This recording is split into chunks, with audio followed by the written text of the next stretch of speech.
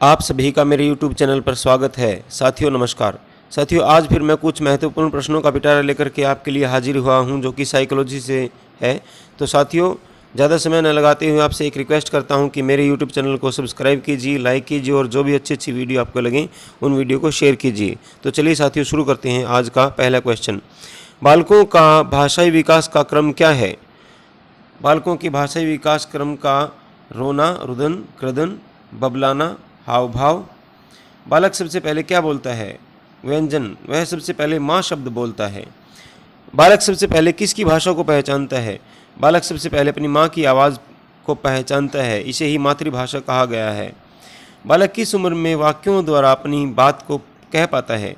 5 वर्ष की उम्र में। बच्चे को सबसे पहले भाषा का ज्ञान कहाँ से होता है? अपने परिवार से। 6ठी कक्षा में पढ़ने वाले बालक का शब्द भंडार लगभग कितना होता है? 50,000 शब्दों तक। 10वीं कक्षा में पढ़ने वाले बालक का शब्द भंडार लगभग कितना होता है? 80,000 शब्दों तक। लड़का एवं लड़कियों में से किसका शब्द भंडार अधिक होता है? लड़कियों का शब्द भंडार अधिक होता है। भाषा को सीखने के साधन कौन कौन से हैं? भाषा को सीखने के साधन निम्न हैं: अनुकरण द्वारा, दोहराकर, खेल खेल विधि द्वारा, कहानी सुनकर, वार्तालाप द्वारा, प्रश्नोत्तर विधि द्वारा। लड़कियां संकेतों द्वारा बात करना किस उम्र तक सीख जाती हैं? 6 वर्ष की उम्र तक। भाषा के विकास को प्रभावित करने वाले कारक कौन कौन से हैं? भाषा के विकास को प्रभावित करने वाले कारक निम्न हैं: लिंग, बुद्धि, स्वास्थ्य, जनसंचार का माध्यम, समूह का प्रभाव, सामाजिक आर्थिक स्थिति, पारिवारिक संबंध, विद्यालय, आस पड़ोस के वातावरण का प्रभाव। मनुष्य और पशु में मुख्य अंतर क्या है? बुद्धि का। बुद्धि को सबसे पहले परिभाषित किसने किया था? बुद्धि को सबसे पहले परिभाषित यूनान के दार्शनिकों ने किया था। आधुनिक काल में बुद्धि को सबसे पहले किसने समझाया? अल्फ्रेड बिने ने 1904 में बताया। मानसिक आयु के माध्यम से बुद्धि को परिभाषित किसने किया? अल्फ्रेड बिने ने। इन्होंने बताया कि बुद्धि 2 प्रकार की होती है: मानसिक आयु बुद्धि और वास्तविक आयु बुद्धि। अल्फ्रेड बिने किस देश के निवासी थे? फ्रांस के। अल्फ्रेड बिने किस विषय के प्रोफेसर थे? मनोविज्ञान के। बुद्धि का एक कारक सिद्धांत किसने दिया? अल्फ्रेड बिने ने। सहयोगी टर्मन साइमन ने। बुद्धि के 2 कारक सिद्धांत किसने दिए? स्पीयरमैन ने। बुद्धि के 2 कारक सिद्धांत कौन कौन से हैं? बुद्धि के 2 कारक सिद्धांत निम्न हैं: जी कारक सिद्धांत और एस कारक सिद्धांत। बुद्धि का समूह कारक सिद्धांत किसने दिया? थ्रस्टन ने। इसके अनुसार बुद्धि के 7 कारक हैं। बुद्धि का बहुकारक सिद्धांत किसने दिया? थॉर्नडाइक ने। बुद्धि का बहुबुद्धि सिद्धांत किसने दिया? गार्डनर ने। बुद्धि का तरल व ठोस सिद्धांत किसने दिया? R.B. कैटल ने। बुद्धि का प्रतिदर्श नमूना सैंपल सिद्धांत किसने दिया? थॉमसन ने। सीमा हर पाठ को बहुत जल्दी सीख लेती है जबकि लीना उसे सीखने में ज़्यादा समय लेती है। यह विकास डैश सिद्धांत को दर्शाता है, वैयक्तिक सिद्धांत को। निम्नलिखित में से डैश के अतिरिक्त सभी वातावरणीय कारक विकास को आकार देते हैं। शारीरिक गठन। एक अच्छी पाठ्यपुस्तक बचाती है लैंगिक पूर्वाग्रह से। पियाजे के अनुसार संज्ञानात्मक विकास के किस चरण पर बच्चा वस्तु स्थायित्व को प्रदर्शित करता है? पूर्व संक्रियात्मक चरण। वह विचारात्मक प्रक्रिया जिसमें नूतन, वास्तविक तथा उपयोगी अवधारणाओं का प्रस्तुतिकरण निहित हो कही जाती है रचनात्मकता। माता पिता से वंशजों में स्थानांतरित होने वाले लक्षणों को कहा जाता है आनुवांशिकता। बुद्धि का कौन सा सिद्धांत सामान्य बुद्धि जी और विशिष्ट बुद्धि एस की उपस्थिति का समर्थन करता है? स्पीयरमैन का द्विखंडन सिद्धांत। प्रतिबिंब अवधारणा, प्रतीक एवं संकेत भाषा, शारीरिक क्रिया और मानसिक क्रिया अंतर्निहित है। विचारात्मक प्रक्रिया वह प्रक्रिया जिसके द्वारा माता पिता यह अनुमान लगाते हैं कि उनके बच्चों में सभी सकारात्मक गुण हैं क्योंकि एक गुण सकारात्मक है, कहलाता है परिवेश का प्रभाव। रमेश और अंकित की समान बुद्धि लब्धि 120 है। रमेश अंकित से 2 वर्ष छोटा है। यदि अंकित की आयु 12 वर्ष हो तो रमेश की मानसिक आयु क्या होगी? 12 वर्ष। छात्र की प्रयोगात्मक दक्षता के आकलन का यथोचित रूप है अवलोकन। कक्षा नायक द्वारा प्रस्तुत मूल्यांकन का प्रकार अनुदेशन के समय सीखने के विकास में किया जाता है, कहलाता है फॉर्मेटिव मूल्यांकन। पियाजे के अनुसार मूर्त संक्रियाओं का स्तर किस अवधि से घटित होता है? 7 से 11 वर्ष तक।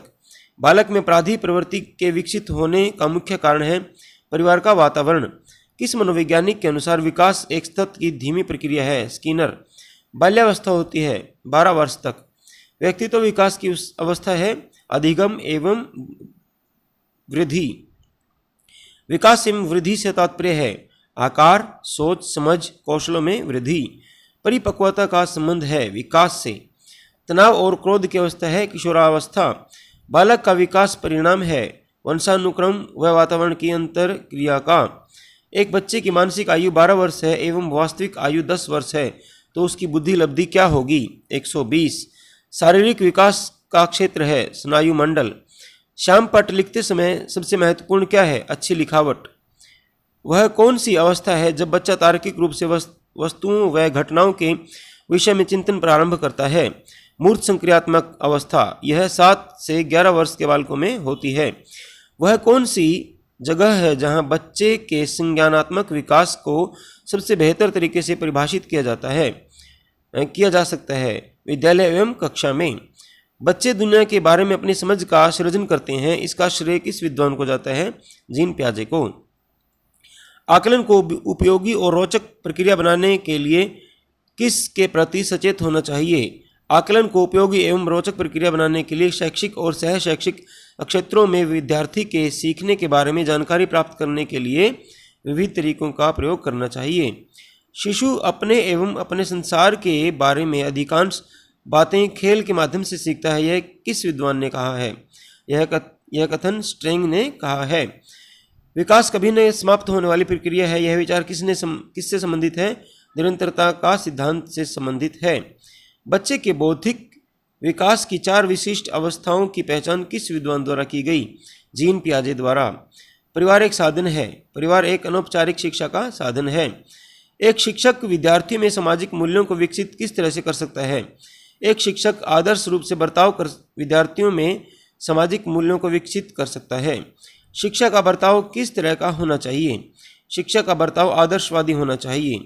किस अवस्था में बच्चे अपने समकक्षी वर्ग के सक्रिय सदस्य बनते हैं? किशोरावस्था में।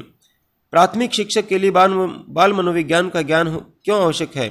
प्राथमिक शिक्षक के लिए बाल मनोविज्ञान ज्ञान बच्चों के व्यवहार को समझने में शिक्षक की सहायता करता है। बुनियादी स्तर पर मातृभाषा में शिक्षा देना क्यों बेहतर है? बुनियादी स्तर पर मातृभाषा में शिक्षा देने से प्राकृतिक वातावरण में बच्चों को सीखने में सहायता करेगा। खिलौनों की आयु किस अवस्था को कहा जाता है? पूर्व बाल्यावस्था को। जिन इच्छाओं की पूर्ति नहीं होती उनका भंडार गृह कौन सा है? इदम में। छात्र केंद्रित शिक्षण का आशय किससे है? छात्र केंद्रित शिक्षण का आशय प्रत्येक छात्र की आवश्यकता को ध्यान रखना। शिक्षा की खेल विधि का अर्थ क्या है? खेल क्रियाओं द्वारा शिक्षा। प्रयोजनवाद ने किसे जन्म दिया? प्रोजेक्ट विधि को।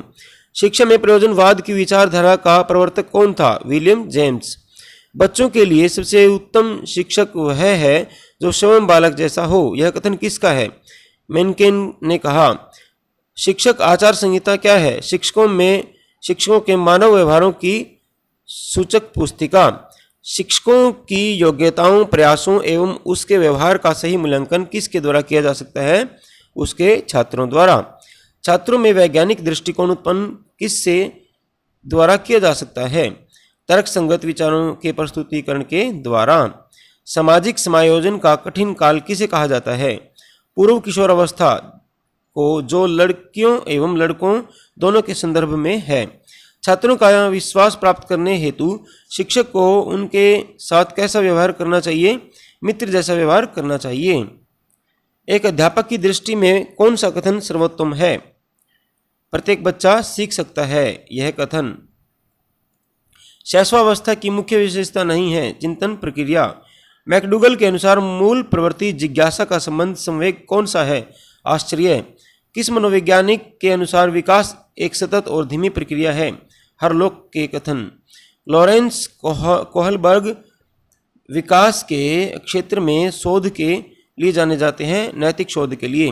बिग व हेट की विशेषताओं को सर्वोत्तम रूप से व्यक्त करने वाला एक शब्द परिवर्तन शारीरिक, सामाजिक और मनोवैज्ञानिक होता है। किशोरावस्था। व्यक्तिगत शिक्षार्थी एक दूसरे से डैश में भिन्न होते हैं विकास की दर में। विकास कभी न समाप्त होने वाली प्रक्रिया है। यह विचार किसके संबंधित है? निरंतरता का सिद्धांत। निचली कक्षाओं में खेल पद्धति मूल रूप से आधारित है विकास एवं वृद्धि के मनोवैज्ञानिक सिद्धांतों पर। बालक का विकास परिणाम है वंशानुक्रम तथा वातावरण की अंतः प्रक्रिया का। विद्यार्थियों में सामाजिक विकास विकसित करने हेतु एक अध्यापक को चाहिए कि वह जाने, विद्यार्थियों के सभी पक्षों को जाने। शरीर के आकार में वृद्धि होती है क्योंकि शारीरिक और गत्यात्मक विकास होता है। शारीरिक विकास का क्षेत्र है स्नायुमंडल। बाल्यावस्था होती है 12 वर्ष तक। विकास में वृद्धि से तात्पर्य है आकार, सोच, समझ, कौशलों में वृद्धि। बाल विकास का सही क्रम है बाल्यावस्था, किशोरावस्था और प्रौढ़ावस्था। विकास शुरू होता है प्रसव पूर्व अवस्था से। वृद्धि एवं विकास में क्या संबंध है? एक दूसरे के पूरक हैं। परिपक्वता का संबंध है विकास से। वृद्धि एवं विकास का मुख्य सिद्धांत है वैयक्तिक अंतर का सिद्धांत। किशोरावस्था की अवधि है 12 से 19 वर्ष तक। विकास कैसा परिवर्तन है? गुणात्मक। वृद्धि का संबंध किससे है? आकार व भार से। किस आयु काल में मानसिक विकास अपनी उच्चतम सीमा पर पहुंच जाता है? 15 से 20 वर्ष तक। किशोर अवस्था में सामाजिक विकास पर जिसका प्रभाव नहीं पड़ता वह निम्न में से कौन सी अवस्था है? असुरक्षा। साथियों, आज की ये कड़ी मैं अभी समाप्त करता हूँ। मैं आपसे हाथ जोड़कर पुनः विनती करता हूँ, नम्र निवेदन करता हूँ साथियों, अगर आपको ये वीडियो मेरी अच्छी लगती है तो प्लीज़ मेरे YouTube चैनल को सब्सक्राइब कीजिए और यह वीडियो किसी अन्य साथी के पास भी शेयर कीजिए ताकि उसके एस्टेट में यह सब बातें काम आ सकें। आप सभी का बहुत बहुत धन्यवाद।